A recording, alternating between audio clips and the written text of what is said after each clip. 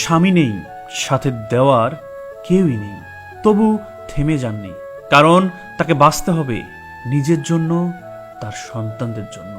তার সন্তানদেরকে মানুষ করতে হবে। আসসালামু আলাইকুম বাংলাদেশ।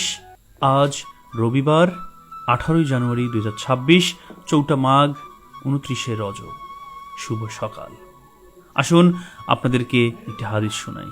আনাস রাদিয়াল্লাহু তাআলা আনহু হতে বর্ণিত, রাসূলুল্লাহ সাল্লাল্লাহু আলাইহি ওয়াসাল্লাম বলেছেন, যে ব্যক্তি 2টি কন্যা সন্তান বড় করবে, সে এবং আমি জান্নাতে এভাবে থাকব।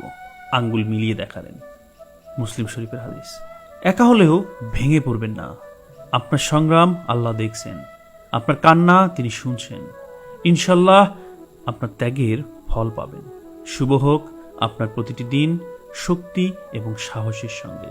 ভালো থাকবেন, সুস্থ থাকবেন, এই কামনায় আমি এম এস শামু বিদায় নিচ্ছি।